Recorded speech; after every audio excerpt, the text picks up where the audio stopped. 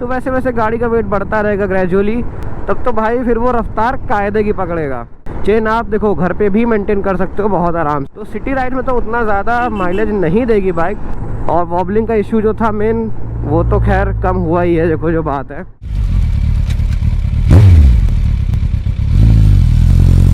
तो है guys, welcome back to the channel again. तो क्या हाल चाल है सब, क्या ही हो, सभी लोग व्लॉग्स एंजॉय कर रहे होगे।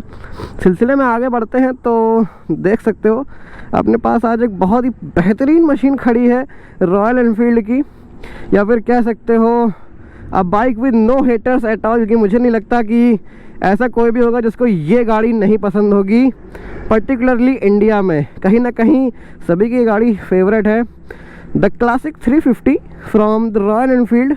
तो चलिए आज इसके बारे में कुछ बात करते हैं। हालांकि जस्ट सेइंग गाइस, ये मेरी ही है। तो करीब 3 साल से मैं इसको ओन कर रहा हूँ और अराउंड 45,000 किलोमीटर्स चला चुका हूँ। तो चलिए आज जानते हैं इसके बारे में, थोड़ा बात करते हैं, अपना एक्सपीरियंस शेयर करता हूँ, बताता हूँ देख कि क्या कुछ रहा। तो स्टार्ट करते हैं और राइड करते करते ही बात करेंगे, कि खड़े रहेंगे तो क्या ही बता पाएंगे ऐसे डायरेक्ट। ऐसे एक राइड रिव्यू भी प्रॉपर दे सकता हूँ, और जो 3 साल का एक्सपीरियंस है वो तो है ही, थोड़ा सा रोड पे आ लिया जाए। तो चलिए सिलसिला शुरू करते हैं। तो ये 2019 मॉडल है, particularly the gun metal grey colour, और this is the BS4 version.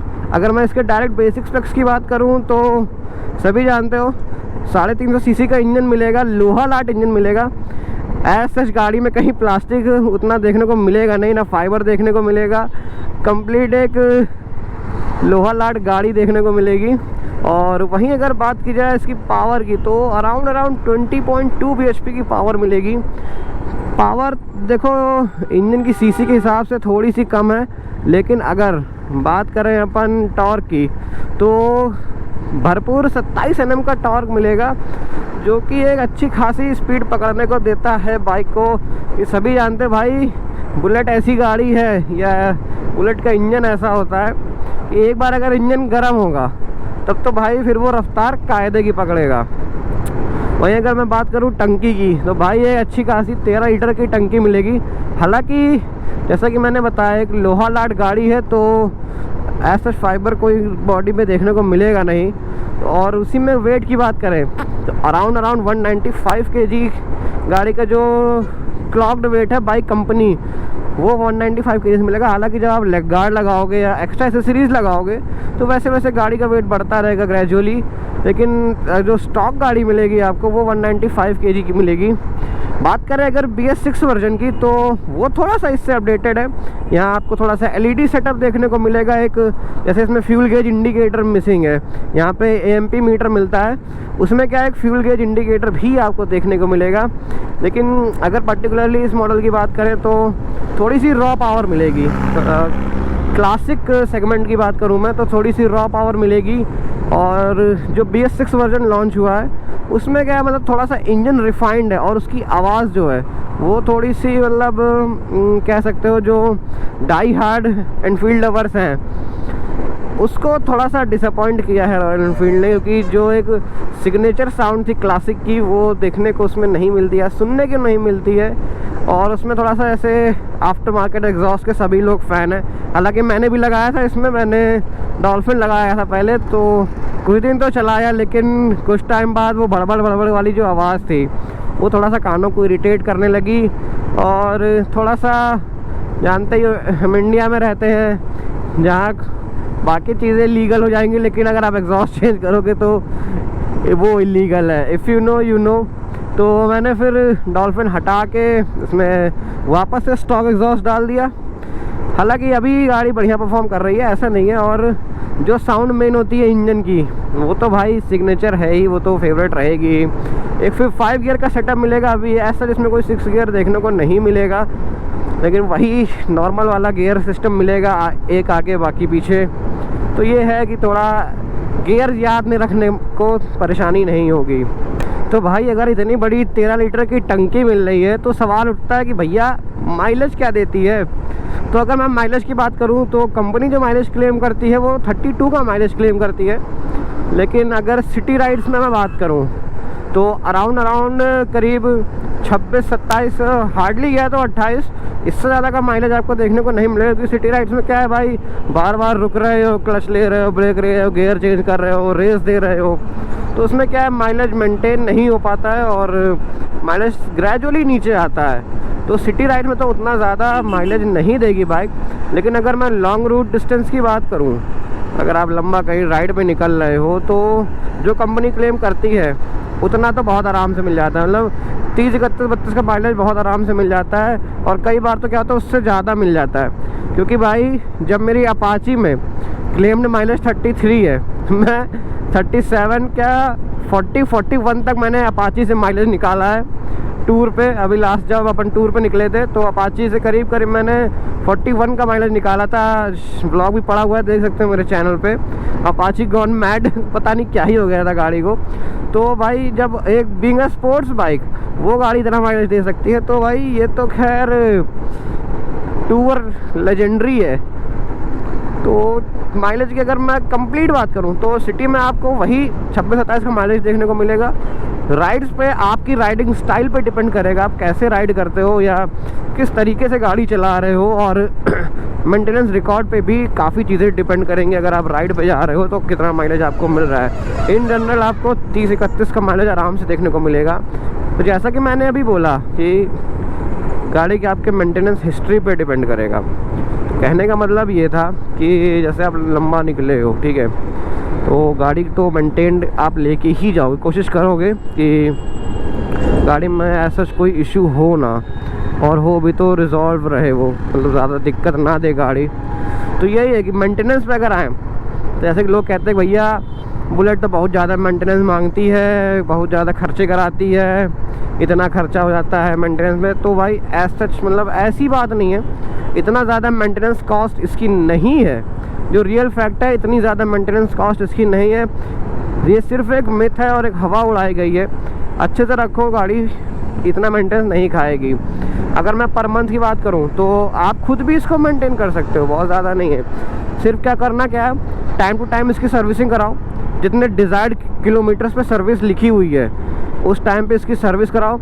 और जो मेन मेंटेनेंस है क्या ही होगा, चेन का होगा और इंजन ऑयल का होगा। चेन आप देखो घर पे भी मेंटेन कर सकते हो बहुत आराम से, कुछ नहीं करना है। मोटूल का एक चेन क्लीनर लेना है और एक चेन ल्यूब लेना है। अगर आप चेन क्लीनर नहीं भी ले रहे हो तो बेस्ट ऑप्शन है डीजल ले लो।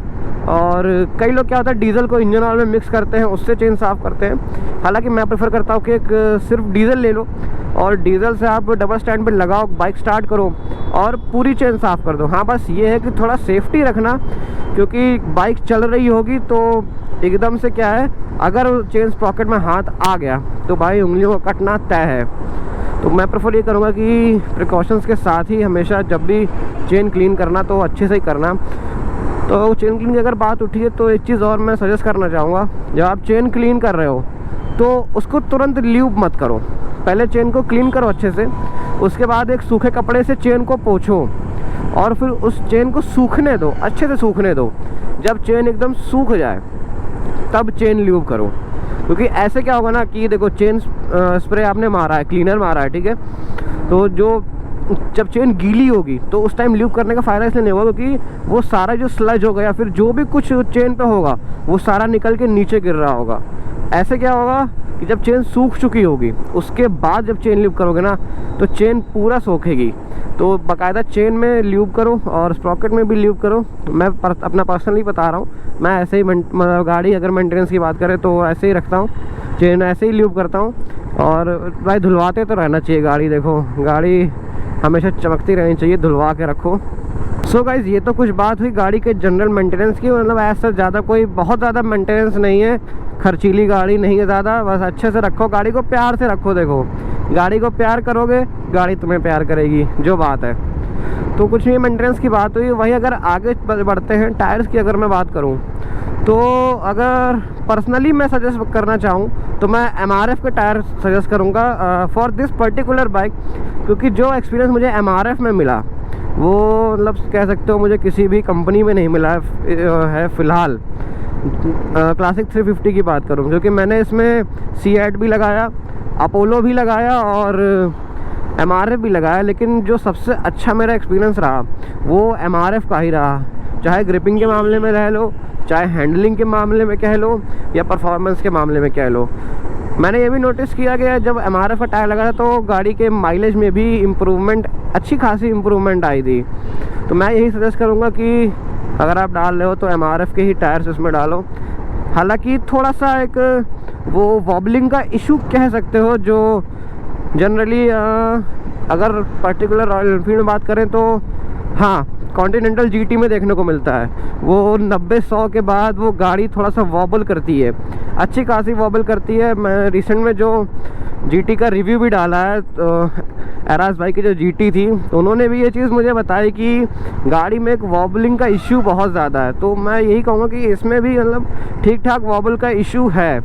मेन उसका रीज़न ये है स्पोक व्हील्स, क्योंकि अगर अलॉय व्हील्स होते तो इतना ज़्यादा नहीं आता वॉबलिंग का इशू, जहाँ तक मुझे लगता है। लेकिन स्पोक व्हील्स में क्या है कि कब कौन सी तीली ढीली होगी आप मतलब हर समय तो नहीं देख सकते हो। और चलते चलते भी कई बार ऐसा होता है कि गड्ढे वड्ढे से दिए, जो गड्ढा आया, गड्ढे आए, ब्रेकर्स आए, या फिर अनइवन रोड है, सही रोड नहीं है तो चल, बाप रे गड्ढे। जैसी टायर की बात शुरू की मैंने, भाई साहब गड्ढे ही गड्ढे आ गए। तो उसमें क्या होता है कि तीली ढीली हो जाती है। हालांकि अलॉय में क्या होता है कि या तो अगर आपने बहुत ज़्यादा गाड़ी कुदा दी तो अलॉय वहीं से ब्रेक हो जाएगा, लेकिन स्पोक्ड व्हील्स का क्या है कि थोड़ा सा तीली इशू करती है। वॉबलिंग का मेन रीज़न यही है। हालांकि जब से MRF डाला है तब से वॉबलिंग का उतना इशू आया नहीं है भाई। जब C8 पड़ा था तब तो बहुत ज़्यादा, सबसे ज़्यादा वॉबलिंग का इशू C8 के ही टायर में था मेरा। और अगर अपोलो में आऊँ तो काफ़ी कम हुआ था अपोलो से, लेकिन MRF में जो कॉन्फिडेंस मिला है भाई, कॉन्फिडेंस भी बढ़ जाता है MRF का टायर डालने के बाद। और वॉबलिंग का इशू जो था मेन, वो तो खैर कम हुआ ही है, देखो जो बात है। तो MRF के टायर ने मेरा वॉबलिंग का इशू काफ़ी हद तक सॉर्ट कर दिया। अगर आफ्टर मार्केट इसके पार्ट्स की बात करें, हाँ मेन मुद्दे पर अब आए हैं, क्योंकि आप बाइक तो देखो ले लेते हो, उसके बाद मेंटेन तो आप करोगे ही भाई। इतने मन से अगर ख़रीदे हो तो बाइक तो मेंटेन करोगे ही, लेकिन मेंटेन करने के लिए कई सारी चीज़ें काफ़ी दिक्कत करती हैं। जैसे मुझे जो मेन इशू आया था जैसे क्लच वायर और एक्सीलरेटर वायर में, तो हालांकि इतना मुझे उतना प्रॉब्लम नहीं हुआ कि जैसे मेरी अपाची में है, तो अगर उसमें कुछ भी होता है तो पार्ट या तो मुझे ऑर्डर पे मंगवाना पड़ता है या ऑर्डर करना पड़ता है, इतना इजीली उसका पार्ट मिलता नहीं है मुझे। तो यही है कि अगर इसकी बात करें तो इसका पार्ट बहुत ही ईजिली मिल जाता है। हालांकि किसी भी मतलब लोकल मैकेनिक पे जाओ तो उसके पास इनफील्ड का या बुलेट का पार्ट होगा ही होगा, तो ईजिली अवेलेबिलिटी भी होती है। और दूसरी चीज़ ये है कि अफोर्डेबल प्राइस पे भी रहता है, हालांकि बहुत ज़्यादा ओवर प्राइस नहीं रहता। जैसे अगर मैं बात करूँ अपाची की, कंपेयर कर रहा हूँ, तो मेरे पास ये 2 मशीन्स है ना अभी, तो उसका अगर एक इंडिकेटर भी है तो वो करीब 1100 से 1300 कॉस्ट करेगा। लेकिन अगर इसका है तो यार उसका उस कंपैरिजन में काफ़ी सही है। हालांकि LED इंडिकेटर है, लेकिन TVS ने पता नहीं क्यों पर्टिकुलरली अपाची की चीज़ें बहुत ज़्यादा ओवर प्राइस कर रखी हैं। हालांकि पता नहीं क्यों यार, हो सकता है उनकी फ्लैगशिप बाइक है भाई, तो इस वजह से और ओवर प्राइस कर रखा हो।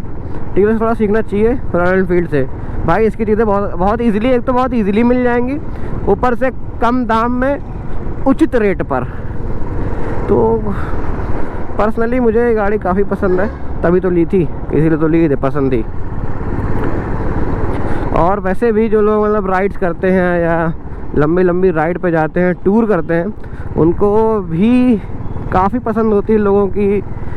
क्योंकि सबसे बड़ी चीज़ ये है कि एक तो लोहा लाट गाड़ी, जैसे आप अगर लद्दाख कर रहे हो या स्पीति कर रहे हो, खारदुंगला कर रहे हो, तो होता ये है कि अगर आप फाइबर वाली गाड़ियाँ लेके जा रहे हो, एक तो उनमें सबसे ज़्यादा इशू होता है ठंडी के टाइम। ऊपर से कई जगह ऐसा होता है कि आपको अपनी बाइक छोड़नी पड़ेगी, ना चाहते हुए भी छोड़नी पड़ेगी। तो ये सब गाड़ियाँ ऐसी हैं ना कि आप जहाँ चाहोगे वहाँ गिरा दोगे।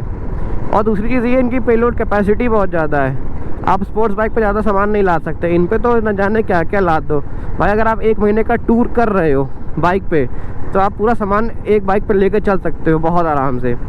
तो जिन लोगों को हिमालयन ऐसा उतना पसंद नहीं आई है, वो लोग क्लासिक ही प्रेफर करते हैं। और मैंने भी देखा है कि काफ़ी लोग आज भी टूर्स के लिए या फिर कंफर्ट के लिए क्लासिक ही प्रेफर करते हैं सबसे ज़्यादा। तो ऐसे ही थोड़ी ना ये इंडिया की फेवरेट बाइक है, मतलब मुझे तो यही लगता है कि इंडिया की फेवरेट बाइक का अगर अवार्ड किसी को मिलना चाहिए तो भाई वो बुलेट और क्लासिक को ही मिलना चाहिए, क्योंकि इससे ज़्यादा शायद ही किसी को ये बाइक पसंद हो। और मुझे नहीं लगता कि इस बाइक का कोई हेटर है। भाई ये था मेरा कुछ 3 साल का एक्सपीरियंस क्लासिक 350 पे। वीडियो अगर अच्छी लगी हो तो लाइक कर देना। कुछ पूछना चाहो या कुछ सजेस्ट करना चाहो तो कमेंट करके बता सकते हो। किसी और बाइक का रिव्यू या कंपैरिजन देखना हो, ड्रैग देखना हो तो वो भी कमेंट करके बता सकते हो। सजेस्ट करना चाहो तो आगे शेयर कर सकते हो। हालांकि मैं पर्सनली भी ये बाइक बहुत ज़्यादा रेकमेंड करूँगा, सजेस्ट भी करूँगा, लेकिन अभी ये करंट मॉडल नहीं मिलेगा, ये प्रीवियस मॉडल है। अभी आपको BS6 मॉडल मिलेगा, latest version from the royal Enfield. तो जल्दी मिलते हैं एक और वीडियो में एक और प्यारी सी मशीन के साथ। Till then bye bye guys, do subscribe to the channel.